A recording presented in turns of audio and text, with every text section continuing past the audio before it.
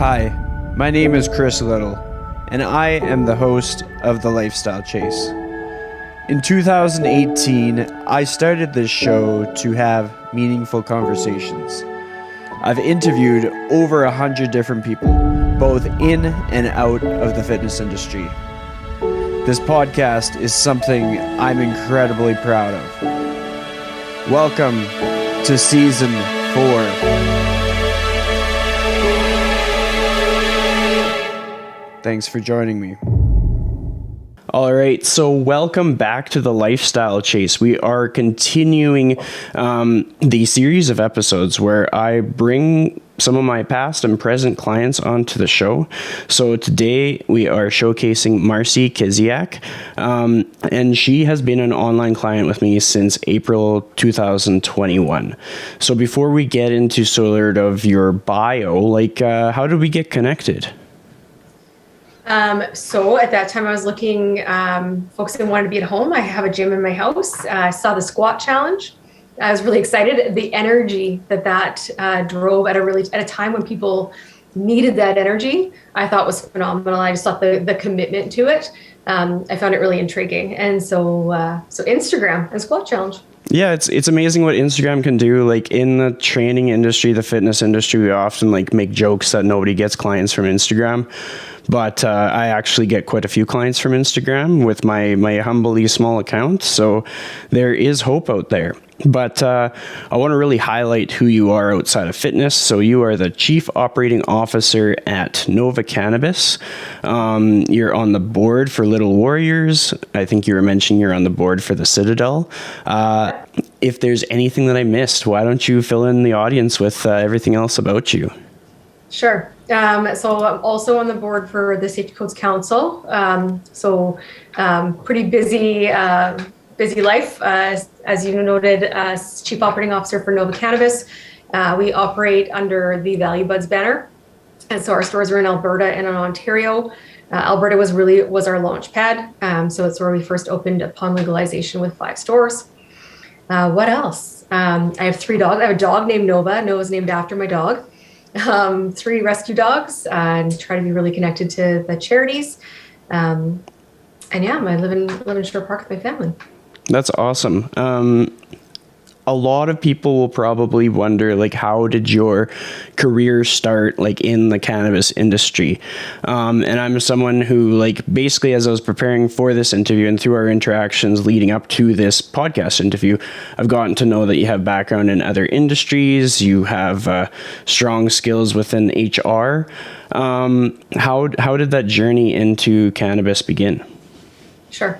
So I had a pretty lengthy career in HR prior to this, 15, 18 years-ish.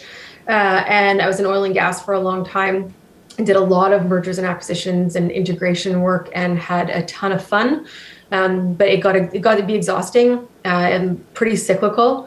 And HR can be really difficult after a length of time. I think so some real parallels to draw there with training, just in terms of the stuff that that folks tell you and the stories that you hear and that sort of thing. I'd been looking for an opportunity to do something a little bit different, and I went to go work for a company called Castle, still in oil and gas. They gave me an opportunity to run a pipe coating facility for a year, which sounds crazy, but they did. The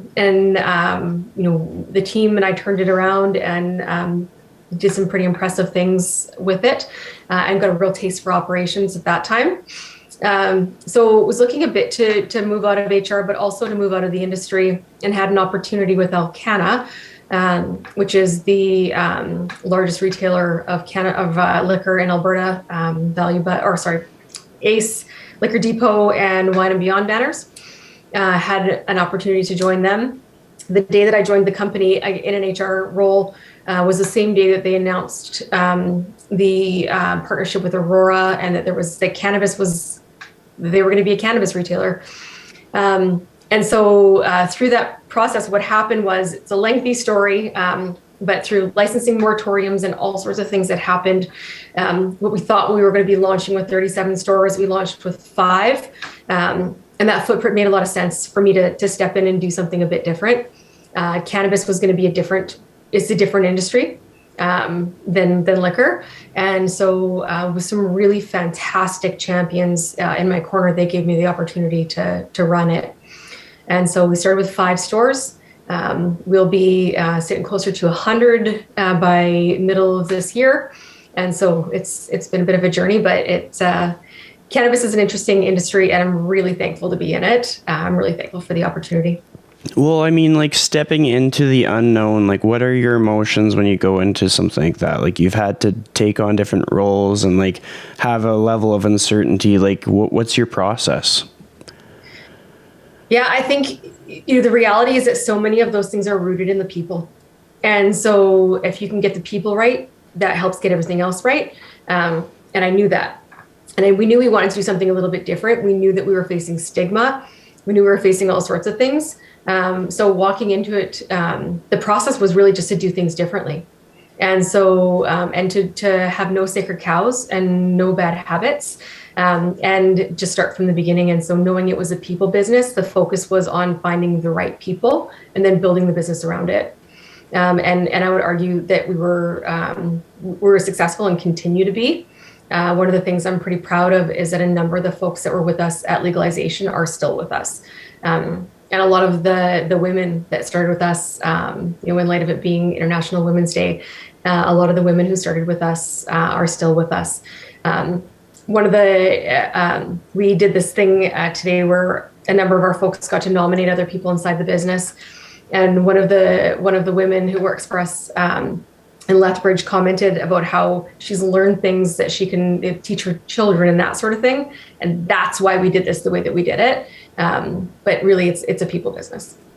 Well, on the social media for Value Buds, I was kind of like checking out all the different profiles because over the last like couple days, the company has showcased some of the women in the business, and to kind of like learn more about what makes them who they are and what they've learned and like the strengths that they bring.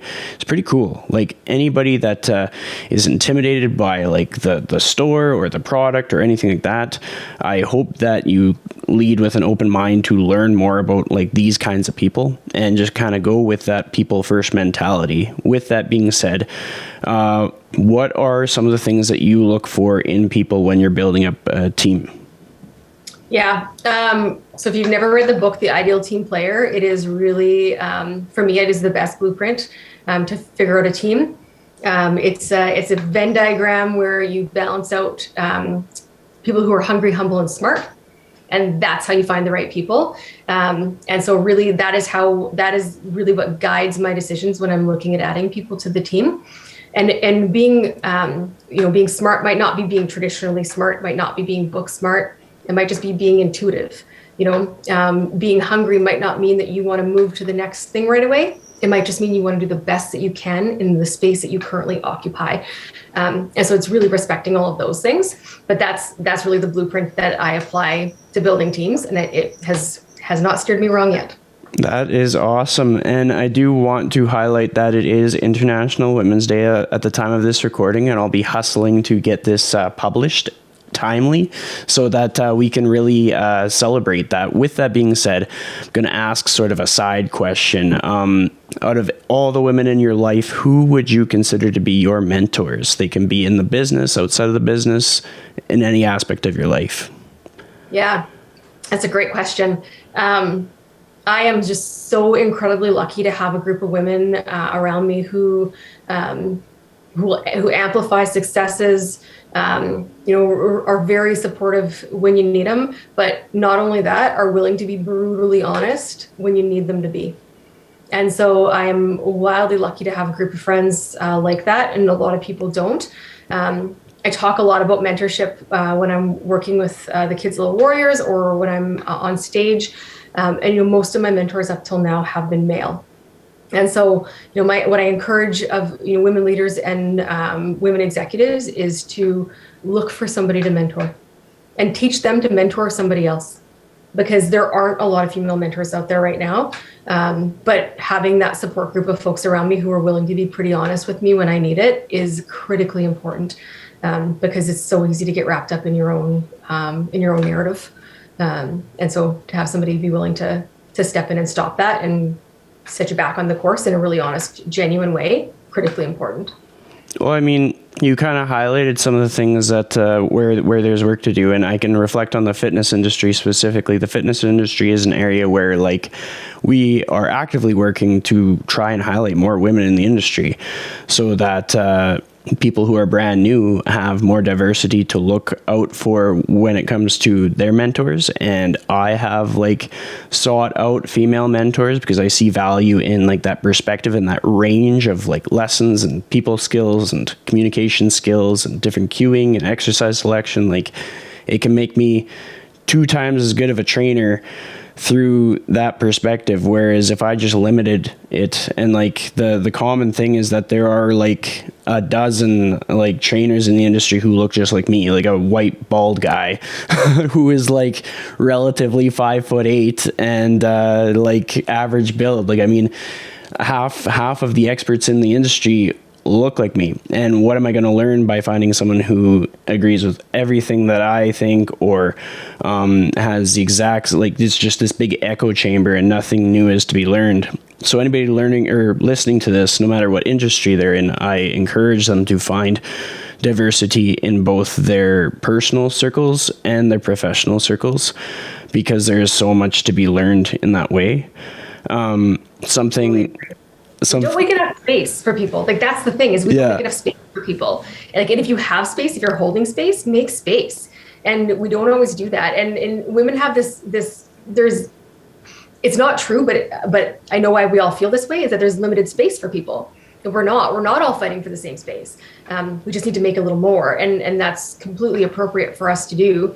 And then just, really encouraging each other to be super genuine, because, in lots of cases, women try to match energy and be something they're not to fit into some of these situations, particularly in the workplace. And so there's some deprogramming to do around that. Mm-hmm. Yeah, absolutely. When I was preparing for this episode, there's like something that I was trying to like piece together. Like, what was the spark that got you prioritizing fitness in your life? Like, have you been into fitness for a long time? And I'll just let you answer that first part, and I might have a follow-up after. Sure. So I'd say for the last bunch of years, absolutely. In my younger years, did a lot of stuff like death race. I've run it a couple of times. A lot of like adventure type stuff, cross-country running. Was never that good at it because I am 5 feet tall. So not that great at it. But I spend a ton of time in hot yoga now. I spend a ton of time riding horses and that sort of stuff. It is a priority for me. I genuinely believe that a healthy mind or a healthy body drives a healthy mind. And so really do focus on it. And for me, it's an outlet. And so I do think it's critically important. We've talked a bit about, I used to love doing spin and things like that because they give me the ability to kind of remove myself from everything that's happening in my brain for a little while. So, that hot space or that noisy space and that sort of thing has really been helpful for me. But for me, it makes a huge difference. And I travel a ton. So for me to be able to get out and walk and move and do those sorts of things really just keeps me sharp.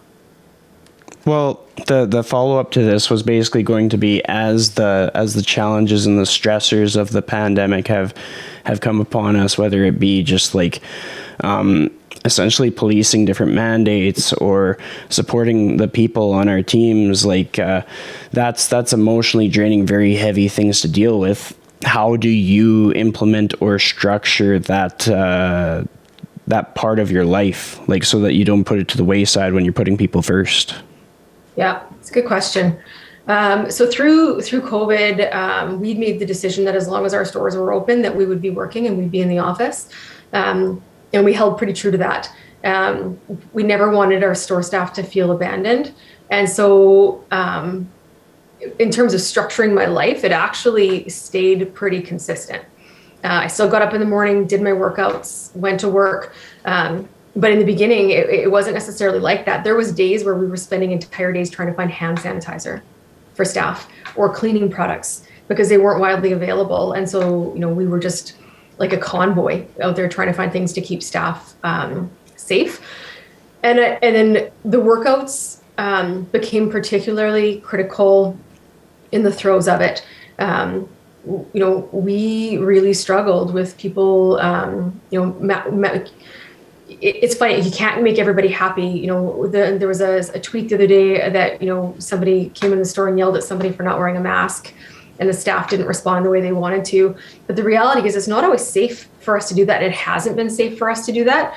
So it's been a series of decisions along the way. And I would tell you that those decisions drive, or at least for me, drove a lot of conflict and stress. So getting those workouts in actually really helped me clear my mind as I was trying to think about the best way to keep our people safe, because it was tough. It was really tough to keep people safe during that, because people could be very challenging, and they took a lot of abuse, physically and mentally.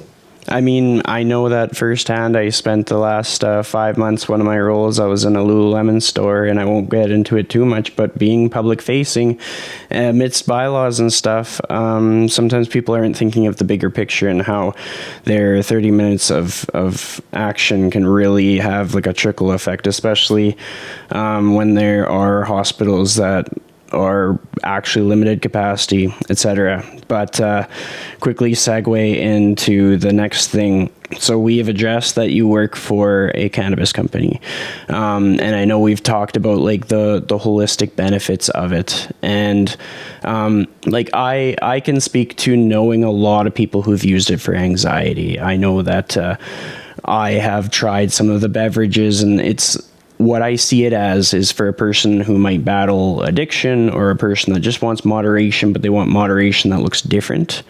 It's a big opportunity to sort of like balance out life with these things that are out of our control, or maintaining nutrition habits through just different choices. Big opportunity for that. So I just wanted to like destigmatize the industry as a whole. But for you, like what has been your experience with cannabis, with your life, and just like how it may or may not have like supported you, kind of thing? Sure. Yeah, happy to answer that. I agree the stigma is real. We work pretty hard on that, which is why I think it's so important that you see things like on our Instagram. You see the folks who work inside our business.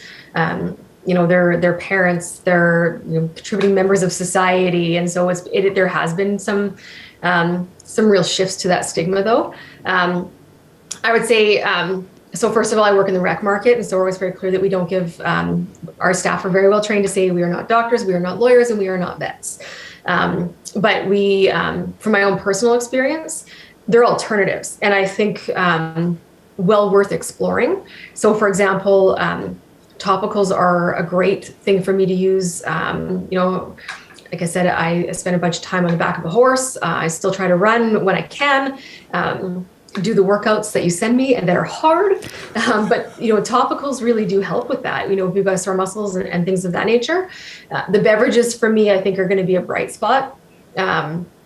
Liquor is what it is, and there's lots of folks who like to consume liquor. The beverages provide an alternative that are lower sugar, lower calories, less likelihood of a hangover, all those sorts of things. So there's definitely some benefits to those kinds of things. And then for me, like I said, I travel a fair bit, and sleep is a problem for me. It's just my brain runs constantly. So being able to find things like edibles or oils or things like that can help me find a way to get some sleep when I'm on the road is really important for me, because you're not effective when you haven't slept for 4 days. And so those are things that have worked really, really well for me. And they're alternatives to other products. And to me, they feel like the safer alternative. And they work. Mm-hmm. Yeah. Well, something that I was thinking about as I was thinking about this topic and thinking, okay, what am I going to talk about on this podcast today, is there are so many people who their addictions to dangerous substances like cocaine or just like whatever else is out there that people are dabbling in are like triggered by overconsumption of one substance, which is very accessible, and to have alternatives that may not lead down that dark path can be life-changing for some people. So with that, with those layers to the equation put on the table, like it can be very transformative, and it's not going to be for everyone, just like nothing is really for everyone. Like you could get like a chocolate cupcake and that's not for everyone. But in this whole world of stressors and anxieties and behavior change and trying to stay on track with things and consistency, like, is a big deal. Like to introduce something where someone no longer has to deal with like a hangover, or to introduce something where someone might not have such a hard time falling asleep. Like, there are a ton of people in my life that have like insomnia or have a hard time falling asleep, and there's people I've worked with and people who have dealt with some really heavy stuff in the pandemic.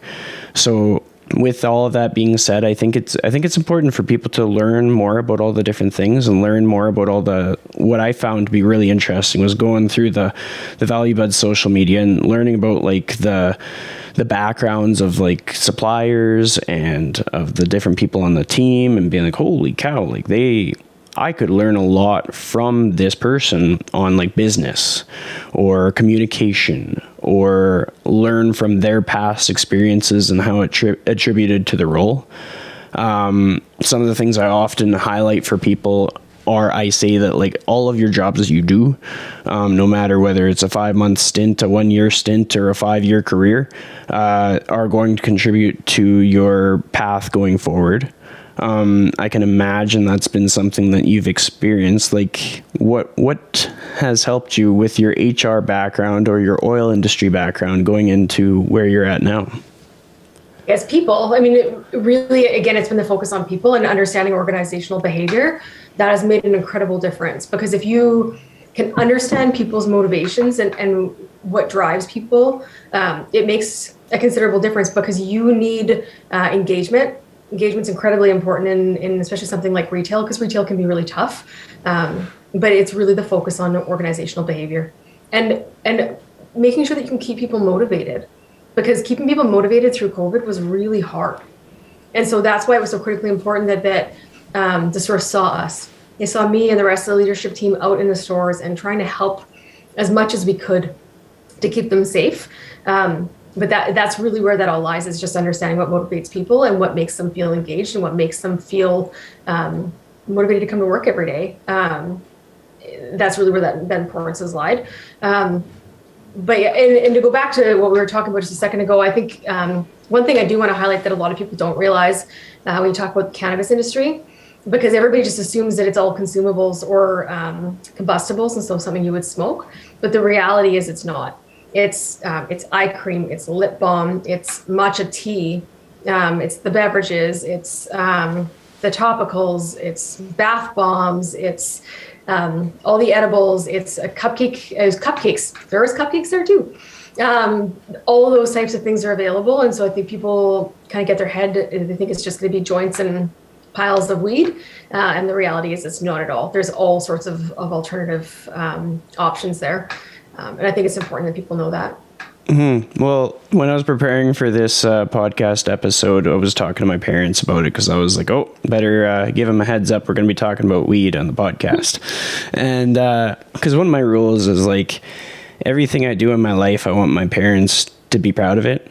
And if I explain like the why behind it, and I explain what I'm learning and how it contributes to my career or my happiness, like even just the discussion, then they're on board with it. They're like, I'm a product of them, so we're not too far separated, but it's just something that like for most of their lives has been illegal. And so I was talking to my mom about it on the phone, and I was like, yeah, like at this point we just have to just reflect and be like, this is beer now. Like this is a product that you should exercise in moderation with it, just like everything, just like caffeine, everything.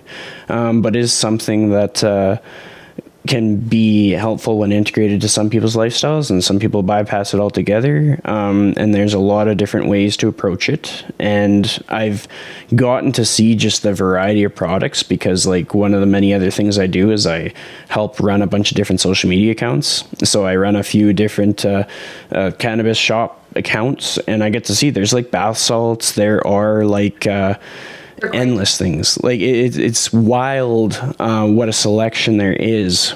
And when people kind of think of that. I hope that they're understanding that within trainers, there's totally different trainers. So, and then within real estate agents, within everything. That's why it's so important to foster a strong connection, which is kind of like one of the staples of the services that I offer, is that I want to be building like a strong connection with anybody that I help. So let's kind of dig into that a little bit. With regards to like the remote training service that I offer, what is the thing that kind of keeps you coming back? Because you've stuck around for a long time. I really appreciate it. And I just kind of want to know, like, what is it about the service that makes you think, I'll keep going with this? Because you're going to text me every friggin' Sunday morning and make sure I did what I was supposed to do. Damn right. It's a couple of things. And so traveling, working out on the road can be hard. And so one of the things that you've done is make sure that I have programs that I can adapt if I don't have any equipment. Doesn't happen all the time, but it does happen sometimes. Sometimes you'll go into a hotel gym and it looks like a regular gym. And sometimes there's 5 dumbbells and they're all different weights and they're greasy and rusty.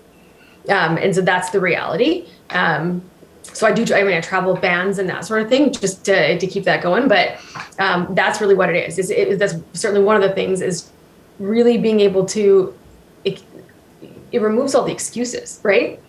And so, or even if I say, you know what, Chris, I couldn't work out today, but I walked, and you do the math to tell me how much I should have walked to make up my workout, which I almost never actually do. I do walk, just not that much. That's the accountability that drives me, and that's the accountability that I need, because I don't want to have to think about it. I gotta think about other things. I don't want to have to think about it. And so that for me has been really, really helpful.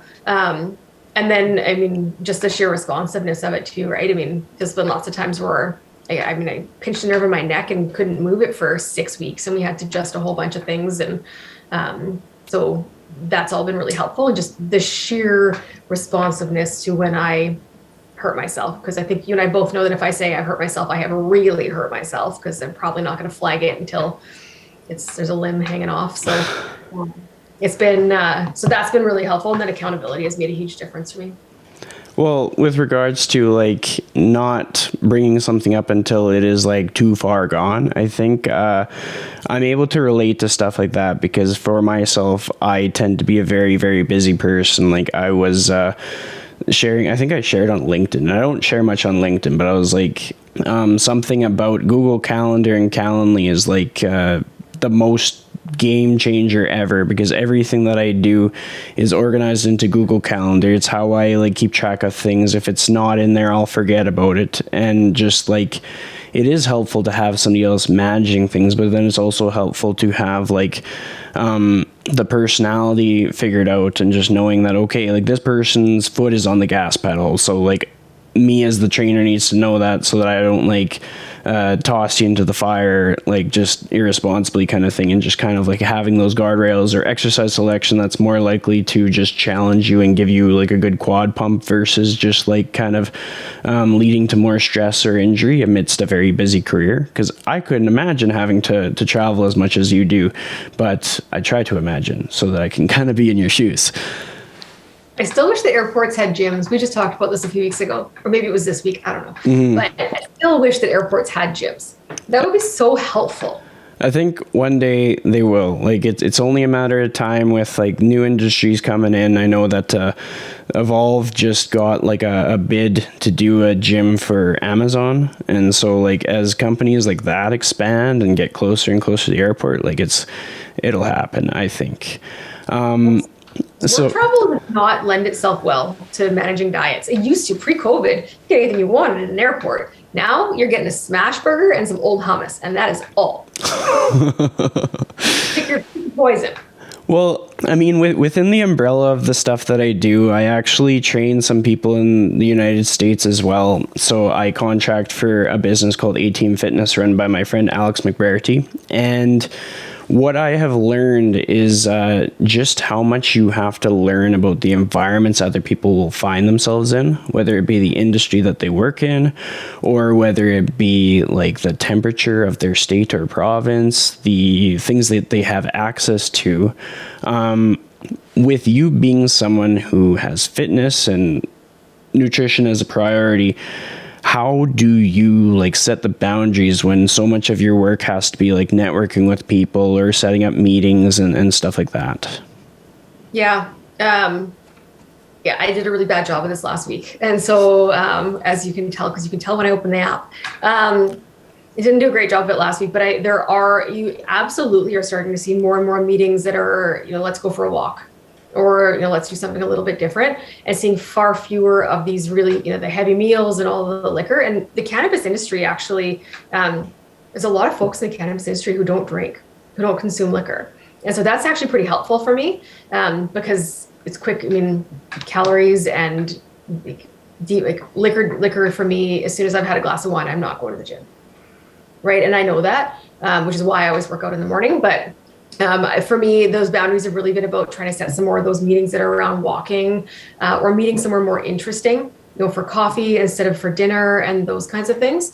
And I travel with a ton of food, which I know is weird. And the airports look at me crazy every time when they open my bag and see hummus in a can and all sorts of other weird things and a lot of tuna. But for me, it makes a difference. What people think business travel is and what it actually is are very different. Kind of what you see in the movies is not the reality, especially now. You're lucky if you can get room service in a hotel or can find something near. And so it doesn't lend itself to good choices. And so it really has been a matter of taking those choices into my own hands. And I'm lucky I often travel with my partner at work, the VP of operations, and we're both really committed to getting our miles in a lot of days. So that's really changed things as well. Just changing, the reframing how you do some of those things. So we will do our either a morning walk or evening walk and sort of talk about what the day was and debrief that way versus, in a more unhealthy way. Absolutely. Well, I mean, there's a hotel that I've been in that I've not run the stairs in. I run a lot of hotel stairs. It's such an underrated opportunity for people to utilize stairs. Like one thing in the building that I live in, it's a very small sort of like apartment style condo building, and there's no elevator. And I was obviously aware of that when I bought it. And so I go through like a couple flights of stairs every time I do anything. And I kind of looked at that as like a fail-proof way of me getting at least some kind of a step up in a day. And just like when I'm carrying the groceries and when I'm like got a backpack on my back and I'm going up and down the stairs, like if I hadn't had a place up the stairs and just had something ground level, I would miss out on a lot of just like what we would reflect on as non-exercise activity thermogenesis, and is basically any activity that you get that would increase your energy balance, but you would consider it more lifestyle than fitness.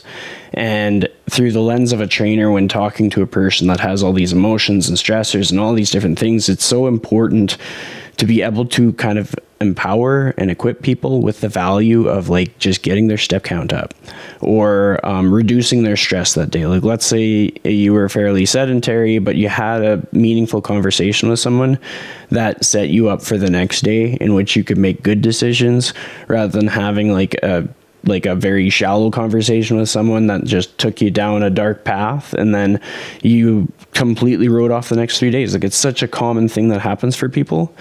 And I think that's the biggest opportunity for like the online training space. It's much more than like I know that there's so many other workouts out there and some of them are probably better than mine, but the thing that I lean into the most is like the connection, the communication, the accountability, the responsiveness, to be just like, well, my friend Alex often says it's like we're in a person's pocket, like we're that responsive, and we are that like connected and engaged, and we try to like have like some kind of a buy-in as to what that person's like career goals are.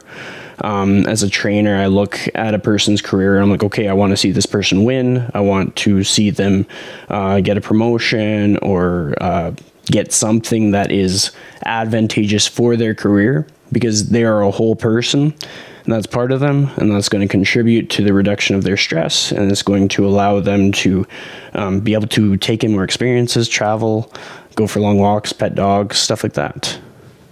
It's interesting. One of the things you've never done is tell me to reduce stress, and I appreciate that about you, because it's not possible for me. Like it's not the job I signed up for. It's not what my life looks like, and so when time is tight, or I've had a particularly stressful week, when somebody says, well, you should be so first of all, I think you should never start a sentence with you should or what you need to. Like, I just fully believe that in every part of my life is you should never start a sentence with you should. But when people tell me that I need to reduce my stress, especially when they don't have a good idea of what it is I actually do for a living or know me that well, I find that to be one of the most stress inducing things that can happen, because it's just not possible. Like it just isn't. Not in the career that I'm in, and this is the career I chose, and I love what I do, and it comes with stress, and that's okay. And we have to normalize that to some degree, because it's just, I'm stressed out. I'm not going to quit my job because of it. I just have to learn to manage it differently, or manage it better. And sometimes it's just not manageable, and that's okay too. And just trying to, setting the expectation that you should be able to manage all this stress is just setting another expectation that is unmanageable and is unrealistic. And so why create another hurdle?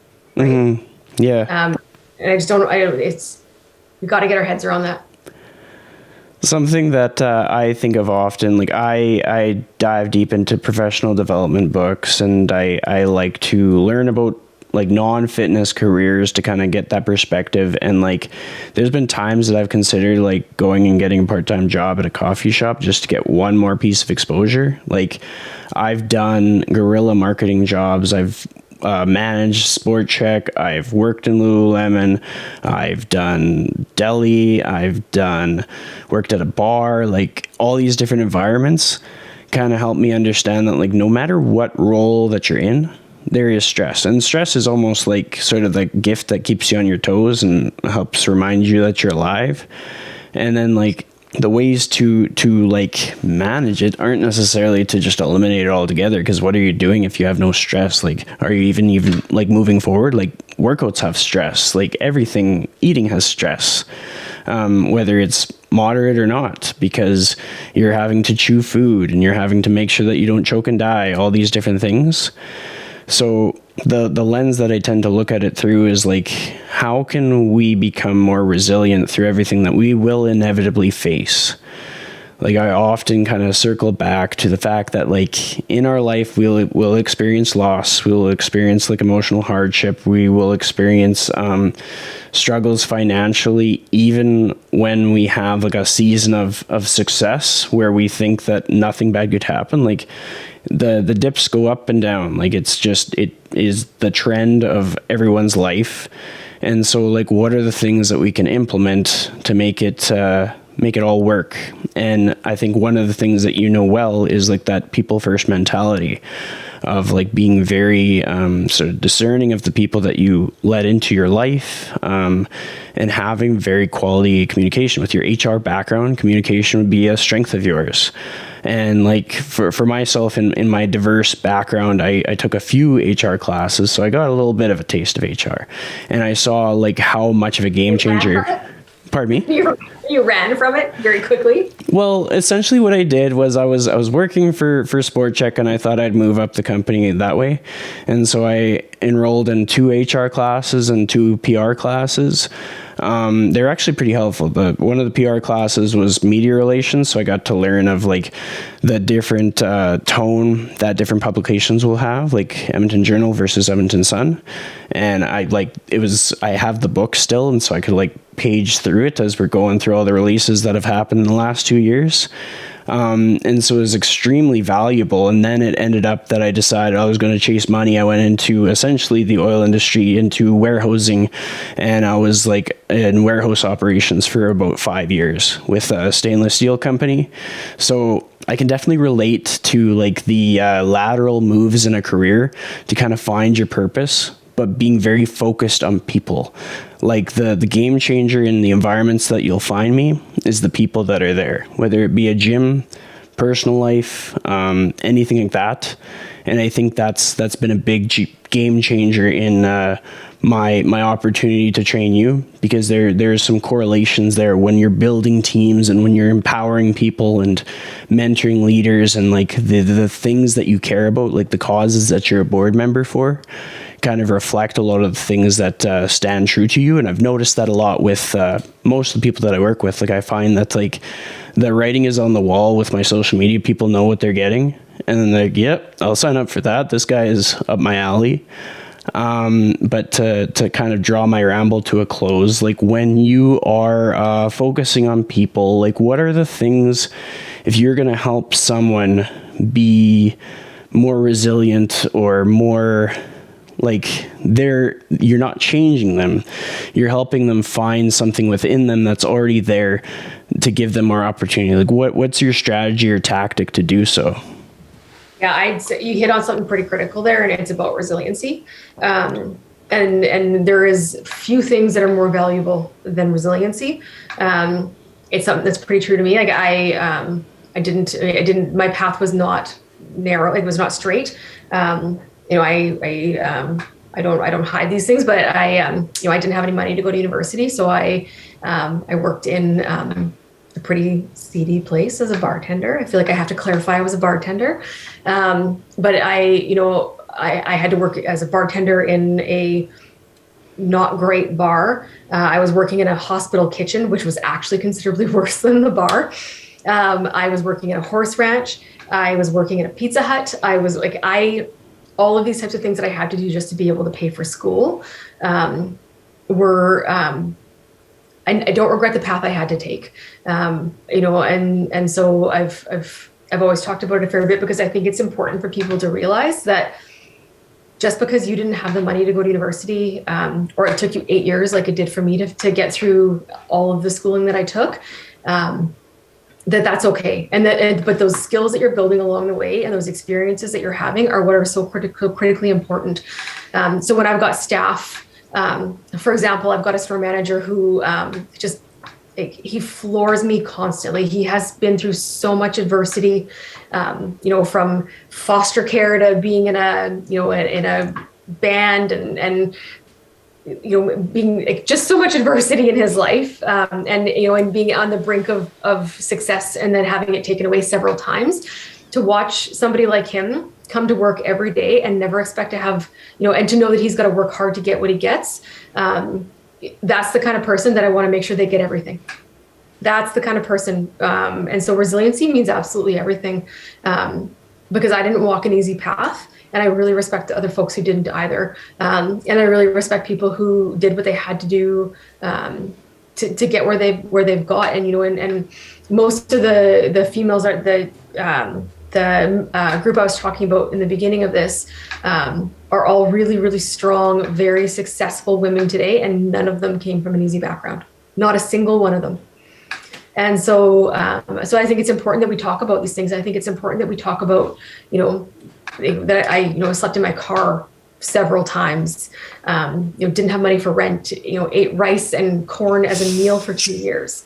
Like those are things that we need to talk about, because you see somebody today and think, what must their path have been like? It must have been so simple. And the reality is it wasn't, it was an absolute battle for years.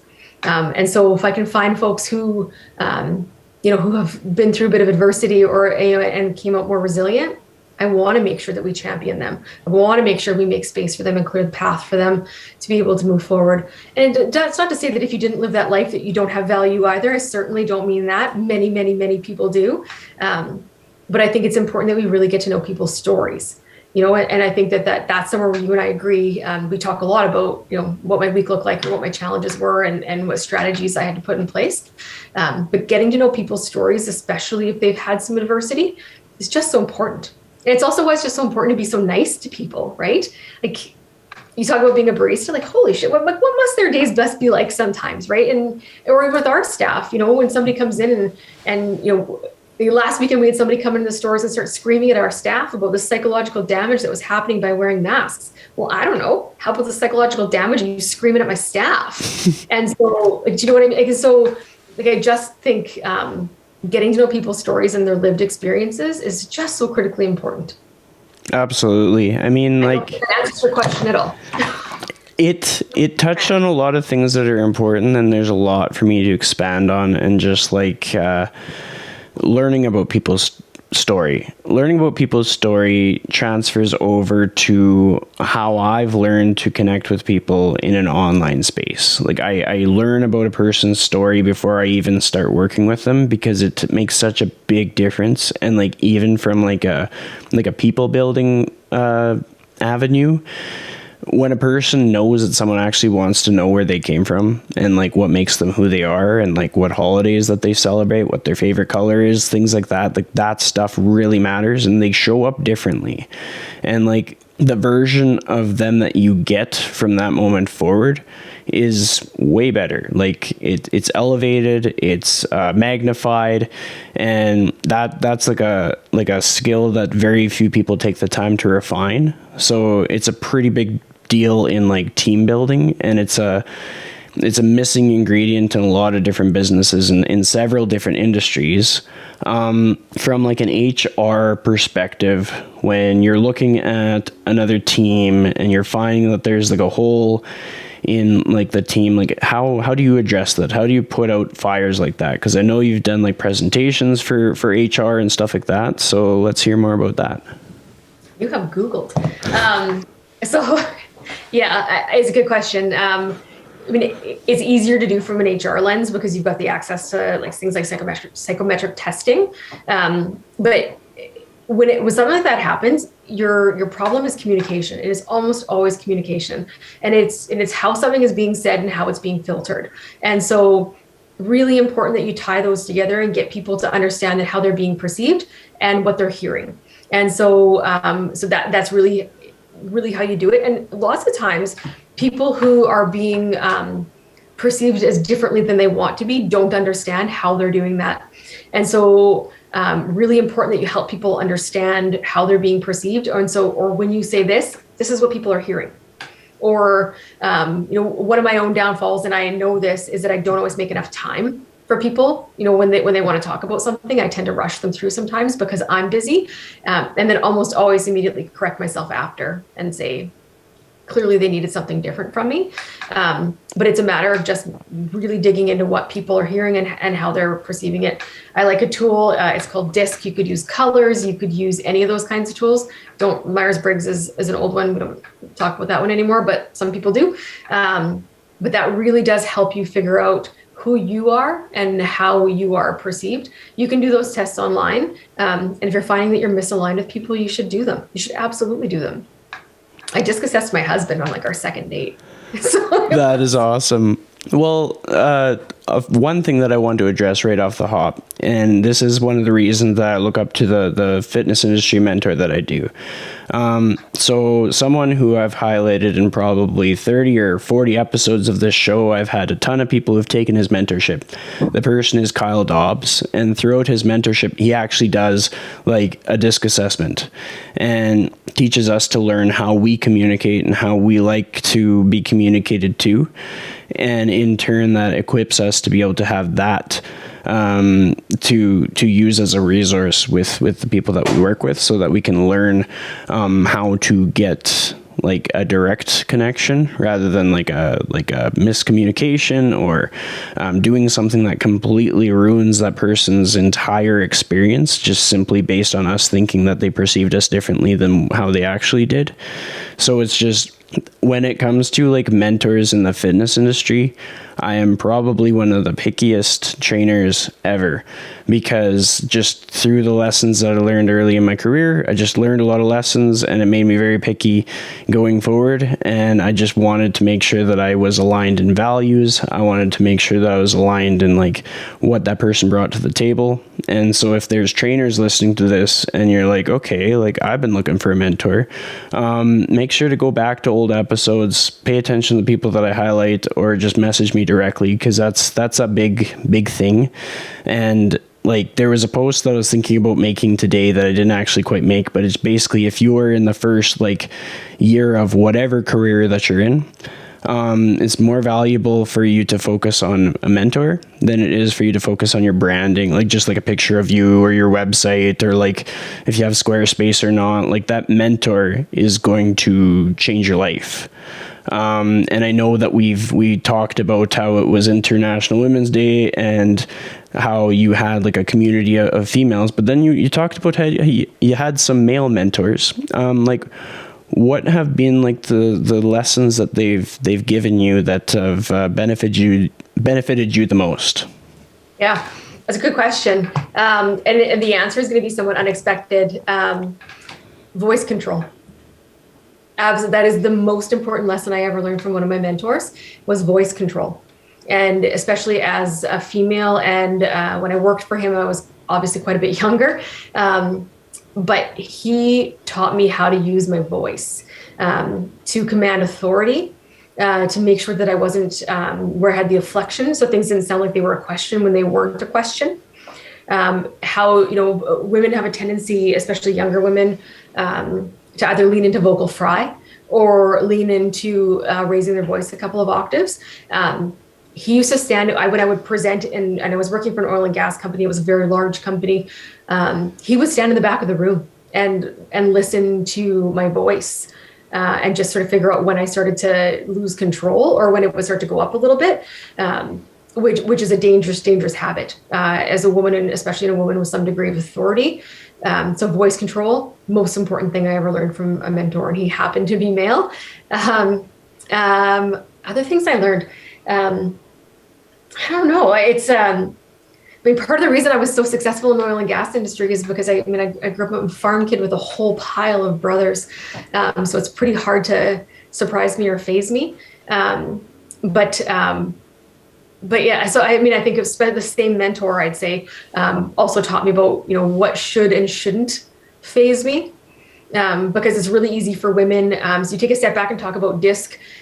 Really easy for people to start using things like DISC and their assessment as an excuse for behavior versus leaning into how it is you behave. So, anybody who understands DISC, I'm a high D, secondary C, which surprises nobody. My I is very low, which means that I'm very introverted, which would seem strange for the role that I'm in.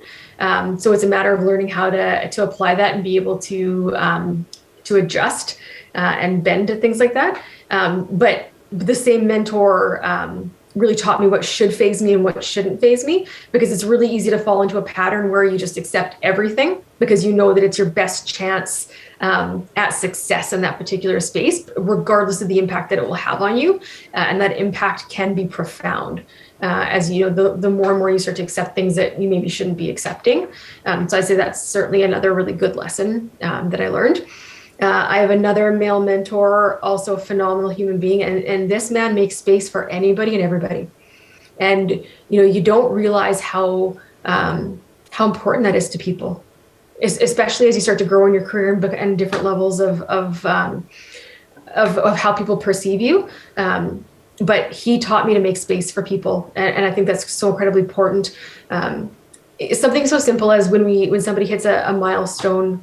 I sign their letter, and I normally write a note on their letter. Would never have thought that people actually cared about getting a pin that said they've been there 1 year or 3 years, or that I wrote a note of some memory that I have of them on their letters.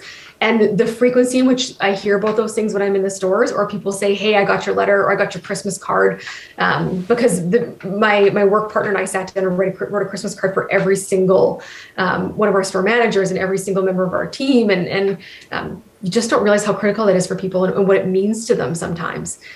So that's another great thing I learned from him. Those are all very relevant to the training industry, and just things that stand out to me in my experiences. And I can shed some light onto it for people who have been longtime listeners. If they go to the episode with Jenny Rearick, I can't remember which episode it was, but she is a personal trainer or strength coach. And her episode was on tone and speaking and adding a pause. And through a lot of my work, I'll do video check-ins with people or video consultations. And I actually dove down the rabbit hole on vocal fry and like how you can avoid things like that, and the pitch of your voice. Like if my voice gets higher in pitch, am I more confident or less confident? And all these different things that we wouldn't think matter, but they matter a great deal, and they matter in person. Vocal fry matters. Yeah. I hear you say that. Vocal fry matters. Well, especially when it comes to sales. Like sales is something that is part of your business, and it's a huge part of my business because personal training is it's a luxury for a lot of people. Like it's not within the realm for many people, and so if they're making that decision, it has a lot of gravity to it. Like I often reflect on the fact that a lot of people who are investing in training of any capacity are making that choice instead of choosing to finance a car, or instead of deciding to go on a holiday that year. And like, I don't take that for granted for a second. So I have to be delivering my everything that I do with a sense of certainty and confidence, so that they can get the things that they need from it, so that they don't feel doubtful over this person that's giving the service, etc. But we've covered a lot. Seriously though, right? Like I need people to hear me with authority, right? Because if you think about what you think a chief operating officer of a cannabis company looks like, it ain't me, right? And so I have to make sure that people are hearing me, and so I'm speaking with authority, and I'm speaking with clarity, and those things matter.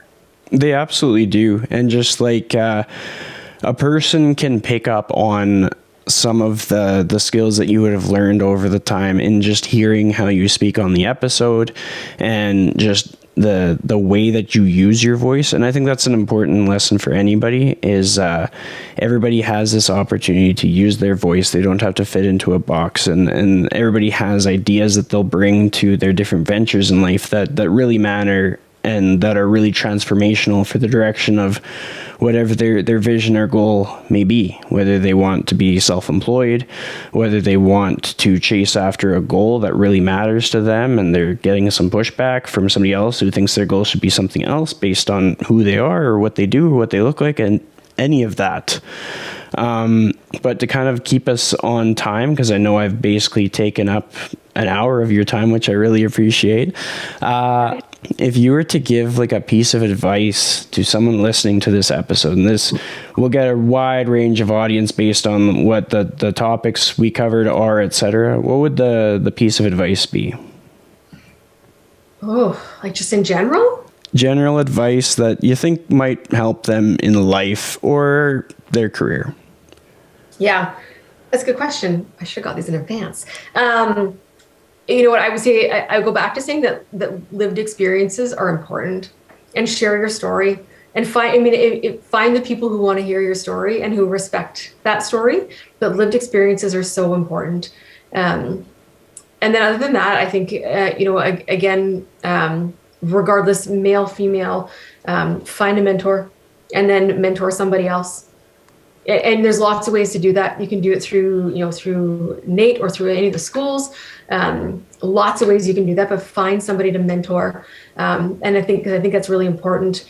And then I think the last one, you would have seen this in the social post, but I talk to the girls. I teach employment skills to the girls at Little Warriors, the older girls, because in many cases they have to work at their age, but have never tried to find a job or don't know how to be an employee. But the one thing I always share with them is that if folks are saying that you are too much, then I would just always recommend that they ask them if they were hoping for less. Because as women, I think that's something we've just gotten used to and desensitized to. But the reality is we're not too much. Mm-hmm. I stand by that, and I agree with it. I think when people are able to be their authentic self, and when they're feeling supported and heard and seen, big things happen, and the sky's the limit. But that concludes our episode. So thank you so much for joining me today. I'm happy to do it.